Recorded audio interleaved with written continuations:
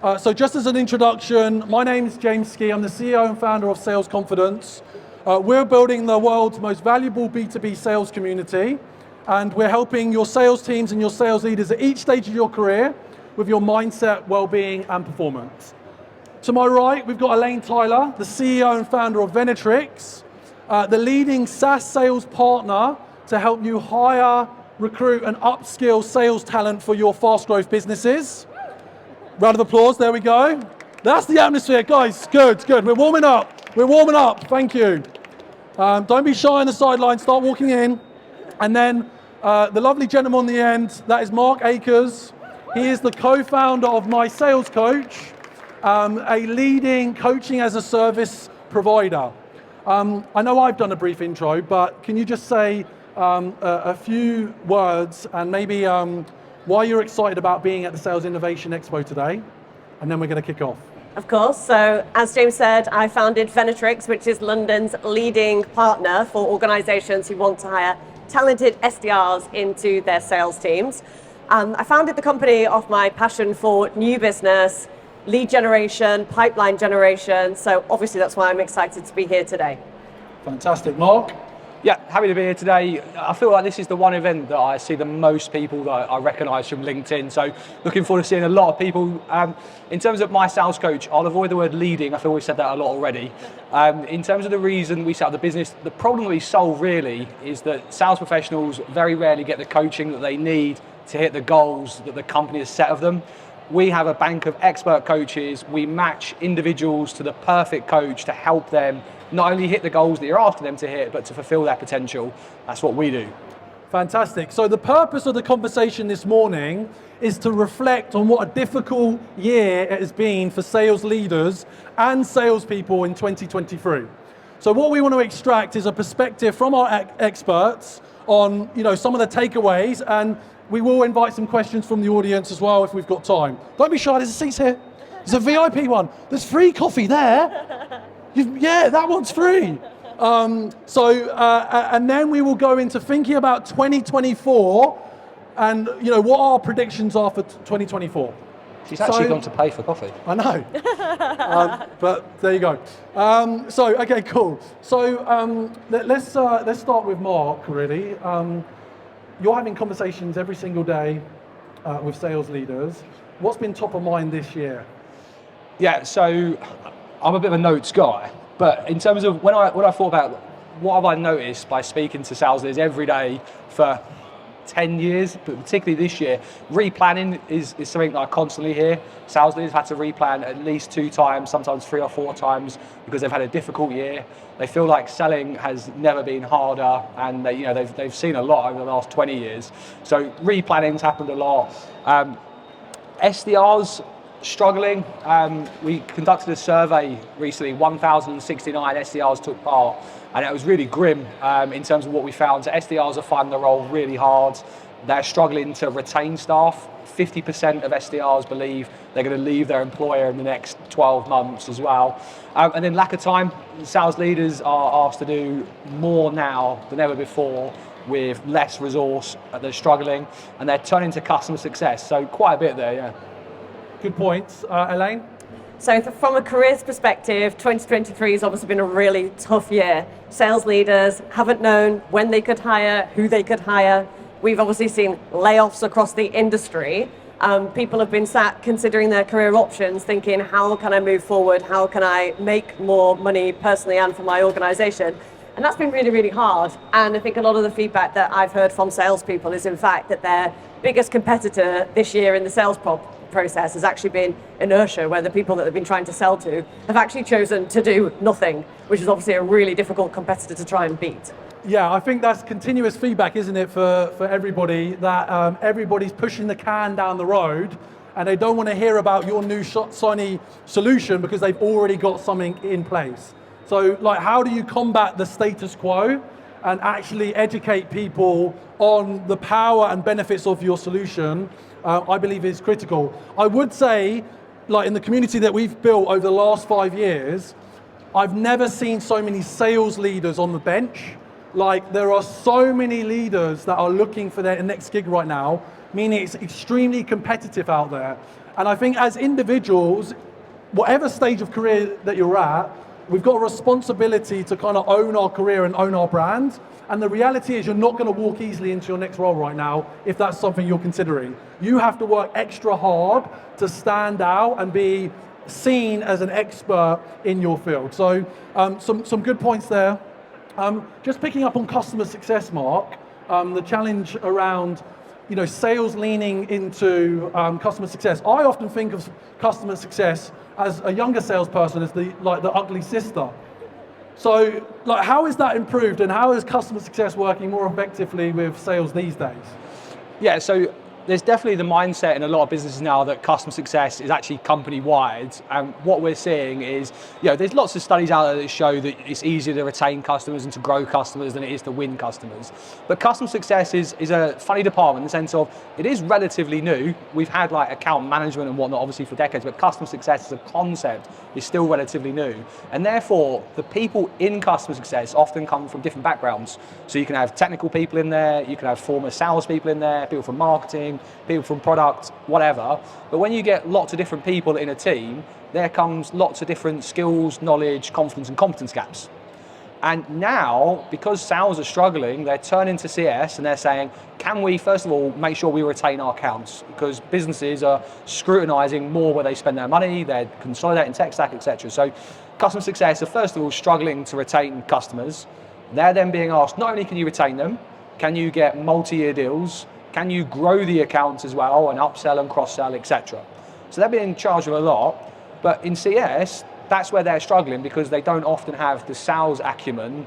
They've got lots of product knowledge and use case knowledge, and they're really good at building relationships. But when it comes to having that sales, that killer instinct, that ability to ask the tough questions, they're struggling. And that's where the business is turning to the sales team to try and get them to help, because it is about growing and retaining those current accounts. Fascinating points. Just to raise a hand, this year, how many of you have had to befriend the CFO more than ever? All right, a few hands. So we were discussing this beforehand. It feels like the CFO is getting involved in every deal right now to get sign off. Elaine, what's your experience of that? Yeah, for definite. I mean, I think salespeople, sales leaders have been on quite a journey over the past few years. Obviously, in that post-COVID period, there was that time where it felt like people were really up for spending, up for buying. Chains of decision-making felt relatively short, especially compared to now. Then obviously the economy changed, and what worked yesterday no longer worked in the current environment. So I think that the real challenge now is making sure that you're reaching out to the most relevant prospects with a message that's really going to land, digging for pain, evaluating the pain hand in hand with the customer, so to the point where it gets to the CFO, there's a clear return on investment business case that means it's going to be easier overall for the business to sign off. Great points. We also raised the points around SDRs, and we all have experience in nurturing, coaching, hiring, developing SDRs. You surveyed over 1,000, Mark. What were some of those key learnings about the challenges that SDRs are facing right now? Yeah, so as James said, we surveyed 1,069 SDRs took part in this anonymous survey, and we found a lot. I'm doing a talk about that tomorrow at 1:15. Sales Intelligence and Leadership Theatre. Might be too much intelligence for me, but I'll be going through the report if you want to come to that. We found a lot, so we asked them all sorts of questions, and it was a good mix of people that were new to the role, people that have been in the role for a year, people that have been slightly longer. What we found is a lot of them are unfulfilled in the role. They struggle with that role. They've got lots of challenges, so we asked them to rank their challenges. And some of the things that surprised me was burnout was in their top 3 challenges consistently. Won't surprise you, obviously, anxiety over targets are in there. But then it was things like a lot of the mental aspects of being an SDR, so imposter syndrome, cold calling anxiety was also impacting them. What was positive was that most people, 90%, believed sales was a career for them. They were going to be in sales in 5 years' time. But what was disappointing is 50% didn't think it'd be with their current employer. And we looked into why that was, and there was a huge link between an employer investing in the individual, coaching, developing them, helping them to fulfill their potential, to fulfillment, quota attainment, and staying with the company. Lots of stats that I'm going to run through tomorrow at 1:15 that I simply can't remember off the top of my head. Good man. Elaine? Top tips for making sure that your SDRs are going to be successful. And pipeline, as we know, is everything. Whatever you put in at the top is eventually going to come out at the bottom in terms of the quality of the deals and clients you're going to be able to sign.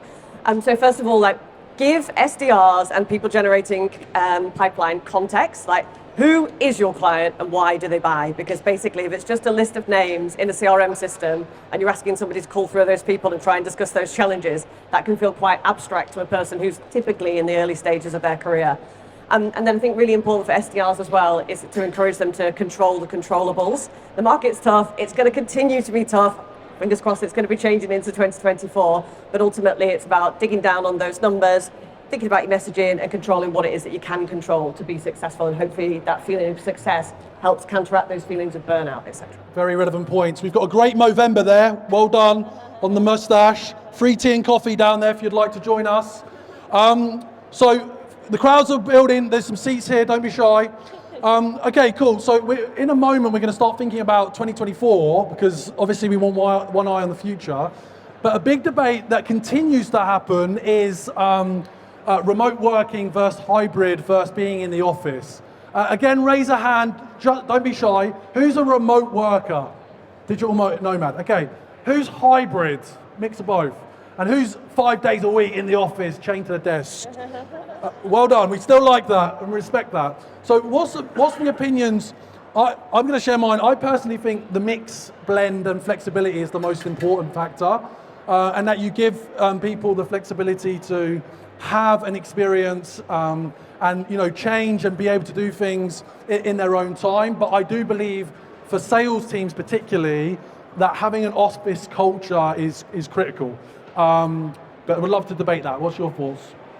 Yeah, I've got quite a few thoughts on this. So I worked for home for 3 years during the pandemic and the office never really covered. Then I co-founded my sales coach. I spent the last year predominantly in the office 4 days a week, sometimes 5. I think overall, it depends what you want. If you want top talent and you want to grow and scale the business, you have to embrace it. The genie's out of the bottle, it's not going back in. And I think it's a little bit dinosaur to say to someone, I trust you, I'm going to employ you, but this is your desk, this is where you must sit 9 to 5, 5 days a week. That's just not going to work. But on the other side of that, particularly starting a business over the last 12 months, so much value has come from just being in the office, having those conversations, learning through osmosis, hearing someone just have a conversation and chiming in and then breaking that down and pulling it apart. So I think particularly if you are starting a new job, working remote will be really tough. You can do it, of course you can, but I think it will slow down your success and results. You should make that effort to go into the office. And I might sound old-fashioned here. I predict that the people that spend more time going to the office are the people that are going to go further in their careers. They're going to get promoted quicker, they're going to get a FaceTime, they're going to learn more, etc. But a blend. Oh, big statement there. It's on video. You're going to go further in your career if you're in the office. Elaine, what do you think? I agree. Oh, we agree. We're a panel that agrees. Obviously my speciality is working with people who are in the early stages of their career and joining as an SDR. And I think that the challenge is for businesses, if they've got eager SDRs who are trying to learn about the company, if the people they're trying to learn from are not there, that obviously creates a problem. I do think that there are some people who can work exceptionally remotely, but I think they're typically those individuals who are absolute stars in their careers, super duper talented. And I think that realistically, those people should be in the office in a hybrid scenario, so that the people who are on the uptick of their career are getting the opportunity to learn from those people as well. And I think you see those moments where that across the desk, oh, so and so from this company, and something's mentioned, and then I have seen things like that turn into a deal so many times, so I can't turn my back on that. It doesn't happen on Zoom. Completely agree. I do think you're going to experience an accelerated learning curve if you are surrounding yourself. Mate, the coffee's free over there. Good man! Round of applause for this guy. He's had a tough 2023. He's had a tough 23. Before we go into 2024, He's probably the CFO. who's got a question? Who's got the first question? Don't be shy. We're all a bit shy. Who's going to ask a question? Ben, come on. Who's got a question? Help me out here, team. Kat, have you got a question? All right, we'll come back to questions, mull it over, because we're going to start thinking about 2024 that we hope is going to be more exciting, more fun, and more productive. So, Mark, what's your thoughts and predictions for 2024? Email's in a bit of trouble, isn't it? I don't know, I'm assuming everyone's seen look, I won't know how to talk to it technically, but basically Google, Yahoo, whatnot, they've said that any company that sends more than 5,000 emails a day will be classed as a bulk sender. They're going to end in spam, all that stuff.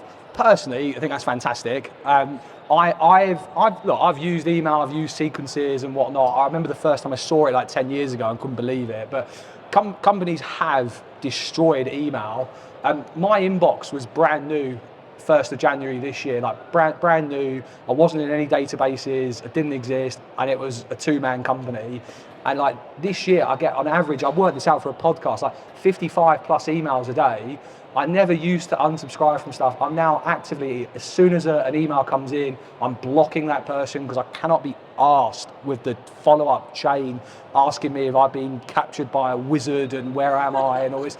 So email's in a lot of trouble. Thank God for that, because it is an important communication tool that has been destroyed. So that's the first thing. And I think sales reps therefore are going to have to actually pick up the phone, which ironically, SDRs, 65% of them said they had cold calling anxieties, so they need a lot of help with that. But I think you're going to see other platforms on the rise, so video is going to be used more, but through LinkedIn, you're going to get more voice notes, etc. So I think that's going to be a really big thing in terms of how companies reach out to you. I think AI is going to play a role in that as well. Everyone talks about AI as a bit of a buzzword. I've personally not had much enjoyment with it, but yeah, lots of thoughts, but outreach is going to have to change. Okay, thank you, Mark. Elaine? So hopeful for fairer weather conditions, and certainly from the perspective of being on the sharp end of when people hire and when people don't. People are looking to hire. We've had more organisations reach out to us in November and December than we normally would, which is obviously a really good sign for not just us, but everybody in this room. I think for the people who've taken the time this year to understand this was not a year where you were going to maybe make leaps and bounds in your career and close your biggest deals, but instead have thought, right, I'm going to invest in myself, I'm going to come along to the sales confidence events, learn from my peers, I'm going to invest in coaching, self-development, and having had the realization that sales is really tough, and this has been a year to test your skill set, those people are going to come bouncing out the blocks next year because they're going to be so sharp, well rested after a little break at Christmas. Hopefully everybody's mind moves forward into 2024. Buyers are a little bit more receptive and salespeople are sharp. Fantastic thoughts. I kind of add to that. I think fundamentally your success is your own responsibility, right? It's down to you on how successful you are going to be in 2024. And wherever you're at in this moment, whatever resistance you have in your mind, 2024 can be the best year that you've ever had. So how are you taking responsibility? How are you upskilling yourself? How are you putting yourself in the right circles? We're all here because this is the VIP area, right? This is the place to be to learn from some experts. How are you connecting with the experts? Connecting with people on LinkedIn, building your circles so that you are in the circles of people that are taking you to the next level. At the end of the day, some of you might need to think about different companies. Maybe your company's holding you back. Maybe it hasn't got product market fit. Maybe you need to step into a new product with product market fit in a market that's going to blow up in 2024. So these are considerations that you have to take. The other thing around AI, I think it's all our responsibility to figure out the application for us in productivity. I don't think it's going to replace salespeople. I don't think it's going to replace SDRs. People are still going to be required to pick up the phone. And hopefully, as humanity, we still care about human connection, right? That's why we're here. So despite all the AI technology, hopefully we still come together and we connect. Because that, in my opinion, is what it's all about. Mark, what else would you add around thoughts for 2024? So customer success, again, I think that department's going to become even more important next year. I think you're going to see a lot of investment in customer success, a lot more software to help develop their skills and their ability to do more. I think AI is going to be used in the sense of what it will do is get rid of a lot of the manual, time-consuming tasks, so you can spend more time with your customers. What else did I have written down? This is Elaine. Yeah, I mean, certainly on the AI point, I think that that will just be a new bullet point on the candidate shortlist. So do they have strong communication skills? Are they resilient? Can they work towards targets? And do they have a good grasp of AI and how they can use that to give themselves more time back in the day? Fantastic. Any questions from the audience? You've had a moment? Who's going to ask a question? Here we go. Introduce yourself and ask your question. I'm Laura, I'm an account executive at Venatrix, and my question is, if you were early in your sales career, what would you be doing over December to get yourself started for a killer 2024? Great question. So what's that cheesy phrase? It's like winter miles equals Q1 smiles, something like that. The reality is, like, now will be a time where you can always tell yourself it's a bad time to prospect. You know, oh, it's a Monday morning, no one's going to answer. Oh, it's a Friday afternoon. Oh, it's Christmas. But the reality is, people do pick up the phone. People do respond to good outreach. So put the effort in now. Set up those calls for early January, and obviously the key thing is to make sure they're going to show up. So it's kind of like making sure you reach back out to them. But you just got to put the, like, look, it's the same any time of year. You could argue the same in the summer months. You know, people go on holiday, etc. It's about being consistent. Like anything in life, if you want results, it's consistency. December is no different. It's a shorter month, but put the effort in to set yourself up for Q1. I would definitely be taking some time for some reflection. So taking a look at the whole of this year, thinking about what were my biggest lessons and how could I apply them. I'd open up a blank notebook and I would put at the top of the page, how can I make more sales? And I would start to, just kind of muse that question and give myself some space to really think about what ideas would come to me. So then starting in the first instance is what it is you've got. So what relationships have you got? Who are their affiliate partners? Where can you dig down deeper? Have any of your contacts moved? How could you engage those people in Q1? Okay, moving out from there, what's the similarities between the clients that you've worked with before? And then where can you start to prospect from there? And just start again with like a strategic prospecting map of thinking about how you can make your moves in Q1 to be successful and kick your year off spectacularly. Great advice. Like, start now. Don't wait till Jan 1st, right? Do not wait till Jan 1st, even with your health goals, right? Whatever personal goals you've got, like, don't wait till Jan 1st. Otherwise, you're just going to have another year like you just had this year. I think we've got 5 or 6 weeks to go. Let's use the time now. Start planning out exactly how you want to be effective for 2024. There's free coffee over here, by the way, just as an FYI. Next question. Who's got another question to ask? Well, the hands are going up very quick. Oh, here we go.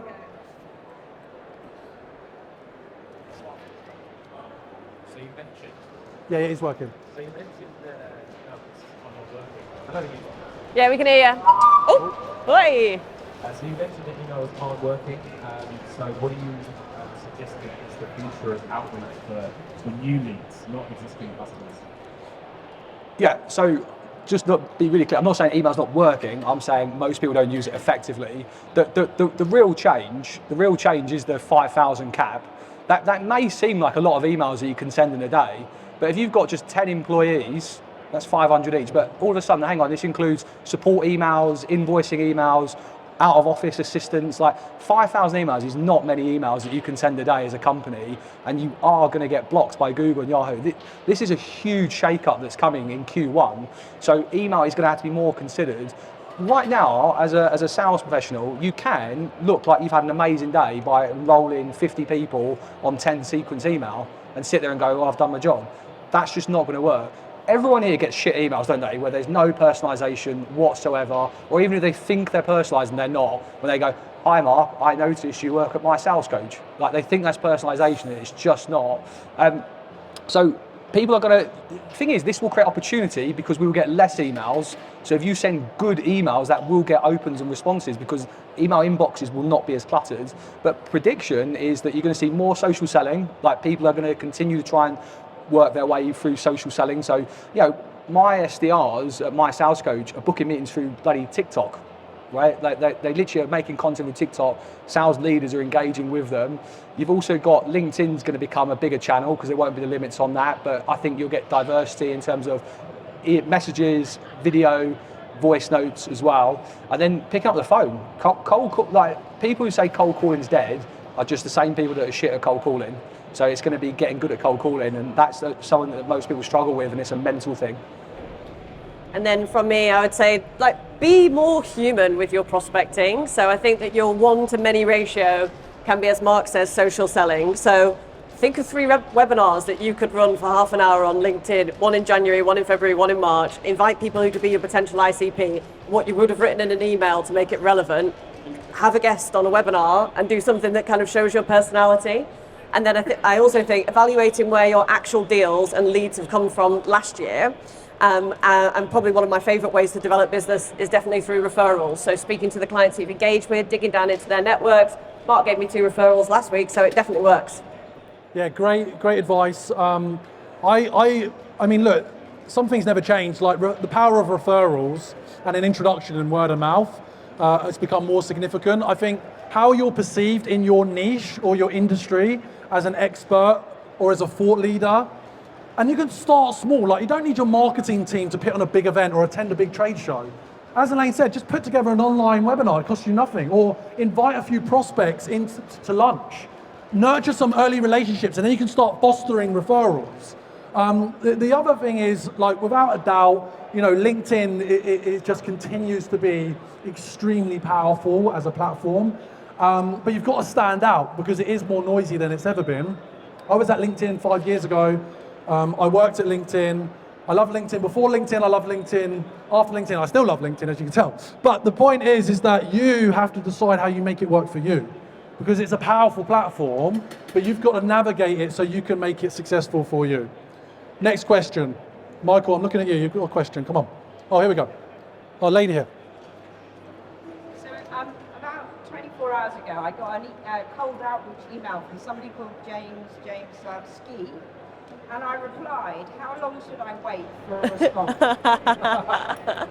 Oops. Great question. I'm just normally texting. I would say 24 hours. But I'm glad you're here. I like that. Next question.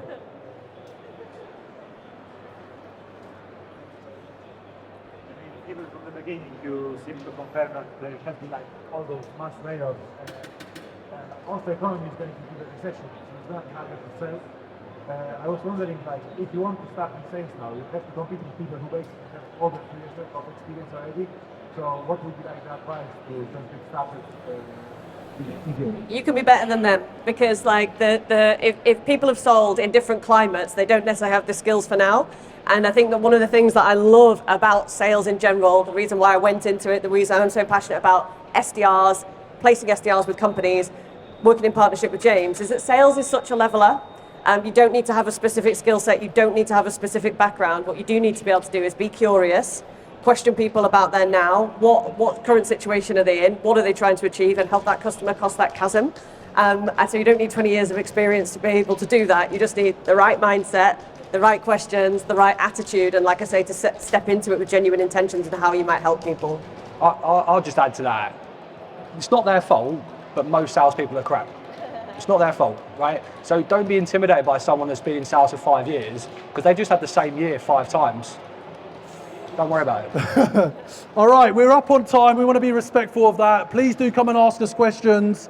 Thank you for being part of this experience. This is a new experience. It's going to be an annual event. Now, a couple of plugs. At 5 p.m. tonight, if you're still around, at the Fox at the entrance of Excel, we're going to be hosting drinks and food, our partnership, and everybody's going to be there in the community hanging out. And then also, I'm going to be on the keynote stage at 4:45, I believe. Mark, when are you speaking? Tomorrow at 1:15. Cool. All right, so come and connect with us. Thanks for being here. Cheers, everyone. Thank you.